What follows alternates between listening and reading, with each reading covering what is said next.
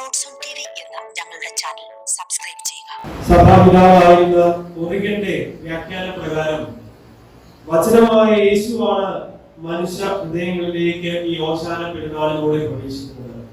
തന്റെ യെരൂശലേം പ്രവേശനത്തെ മനുഷ്യന്റെ ഹൃദയങ്ങളിലേക്ക് യേശു പ്രവേശിക്കുന്ന ഒരു ദിവസമായിട്ടാണ് ഓശാനയെ ഒറിഗൻ വിശേഷിപ്പിച്ചിരിക്കുന്നത്.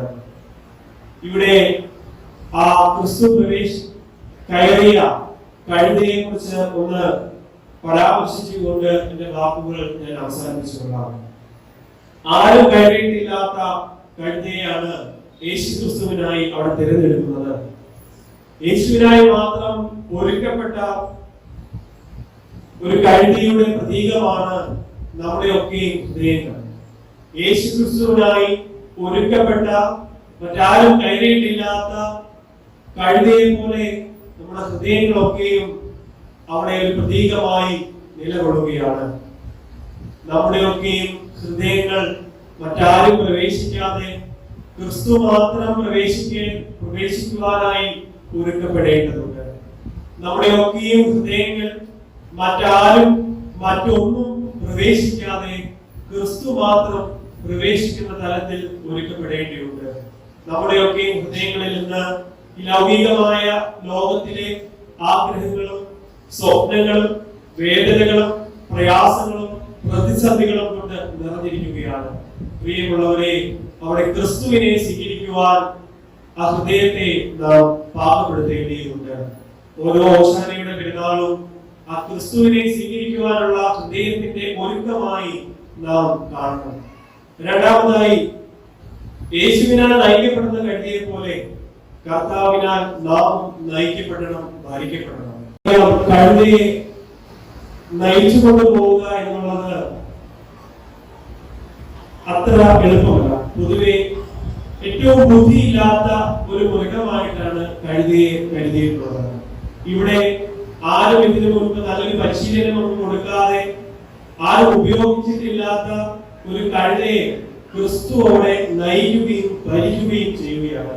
പ്രിയമുള്ളവരെ, നമ്മെയും ഭരിക്കുവാനും നമ്മെയും നയിക്കുവാനുമുള്ള ആ ഹിതം ദൈവഹിതത്തിന് വിധേയപ്പെട്ടുകൊണ്ട് നാം ജീവിക്കേണ്ടതുണ്ട് എന്നാണ് രണ്ടാമതായി ഓർമ്മിപ്പിക്കുവാൻ ആഗ്രഹിക്കുന്നത്. നാം ഒക്കെ ക്രിസ്തുവിന്റെ മുൻപിൽ സ്വയം സമർപ്പിക്കപ്പെടണം. അവനാൽ ഭരിക്കപ്പെടുവാനും അവനാൽ നയിക്കപ്പെടുവാനും നമ്മെ ക്രിസ്തുവിന്റെ മുൻപിൽ സമർപ്പിക്കണം. മൂന്നാമതായി, ഈ കെട്ടപ്പെട്ട കഴുത പാപത്താലും അജ്ഞതയാലും ബന്ധിതരായ മനുഷ്യവർഗത്തിന്റെ ഒരു പ്രതീകം കൂടിയാണ്. നാം ഒക്കെയും പാപത്തിന്റെ ബന്ധനങ്ങളിൽ, അല്ലെങ്കിൽ നമ്മളുടെ ഒക്കെയും പ്രയാസനത്തിന്റെ ബന്ധനങ്ങളിൽ, രോഗത്തിന്റെ ബന്ധനങ്ങളിൽ, അങ്ങനെ അജ്ഞതയുടെ ബന്ധനങ്ങളിൽ അങ്ങനെ നിരവധിയായി ബന്ധിക്കപ്പെട്ടിരിക്കുകയാണ്. ഈ കഴുതയെ തന്റെ ശിഷ്യന്മാർ അഴിച്ചുകൊണ്ട് ക്രിസ്തുവിനെ ഏൽപ്പിച്ചതുപോലെ നാമും നമ്മെ ക്രിസ്തുവിനെ ഏൽപ്പിക്കണം. അവന്റെ ഹിതത്തിന് വിധേയപ്പെട്ട് ജീവിക്കണം. പ്രിയമുള്ളവരെ, അവിടെ ക്രിസ്തു നമുക്ക് മോചനം നൽകും. എല്ലാ മോചനവും, സർവ മോചനവും ഹോളിസ്റ്റിക് ആയിട്ടുള്ള ഒരു അനുഭവമാണ്. സമഗ്രമായ മോചനം നൽകി ക്രിസ്തു നമ്മെ വിടുവിച്ച് അവനിലേക്ക് ചേർത്ത് അവനാൽ നാം നയിക്കപ്പെടും. ഈ കഴുത അധികം മെരുക്കമില്ലാത്തൊരു കഴുതയാണ്. മുമ്പേ ഓർമ്മിപ്പിച്ചതുപോലെ ആരും കയറിയിട്ടില്ലാത്ത, വേണ്ട രീതിയിൽ അപ്രകാരം പരിശീലനം ലഭിച്ചിട്ടില്ലാത്ത ഒരു കഴുതയാണ്. ഇവിടെ ഈ കഴുത ക്രിസ്തുവിന് മെരുക്കപ്പെടുകയാണ്, അവനെ അനുസരിക്കുകയാണ്. നാമും ക്രിസ്തുവിനാൽ മെരുക്കപ്പെട്ട് അവനാൽ അനുസരിക്കപ്പെട്ട് ഈ ജീവിതത്തെ നയിക്കേണ്ടിയിരിക്കുന്നു. ശൗൽ എപ്രകാരം പൗലോസായി മാറിയോ? അപ്പോസ്തല പ്രവൃത്തികളിൽ നാം ശൗലിന്റെ ജീവിതത്തിൽ കണ്ടിട്ടുണ്ട്.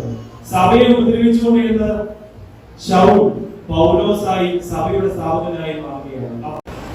നാമും ക്രിസ്തുവിനാൽ മെരുക്കപ്പെട്ട് അവനാൽ രൂപാന്തരം പ്രാപിച്ച് നല്ല ക്രിസ്ത്യാനിയായി ജീവിക്കുവാൻ ഇടയാവണം. പ്രിയമുള്ളവരെ, ഈ ഓശാനയുടെ പെരുന്നാൾ ഏറ്റവും അനുഗ്രഹീതമായി ക്രിസ്തു നമ്മുടെ ഹൃദയങ്ങളിൽ പ്രവേശിക്കുന്ന വലിയ ശുശ്രൂഷയായി മാറട്ടെ എന്ന് പ്രാർത്ഥിച്ചുകൊണ്ട്, ആശംസിച്ചുകൊണ്ട്, അവനാൽ നയിക്കപ്പെടുവാനും അവനാൽ ഭരിക്കപ്പെടുവാനും ഇടയാവട്ടെ എന്ന് ആശംസിച്ചുകൊണ്ട് എന്റെ വാക്കുകൾ ചുരുക്കുന്നു.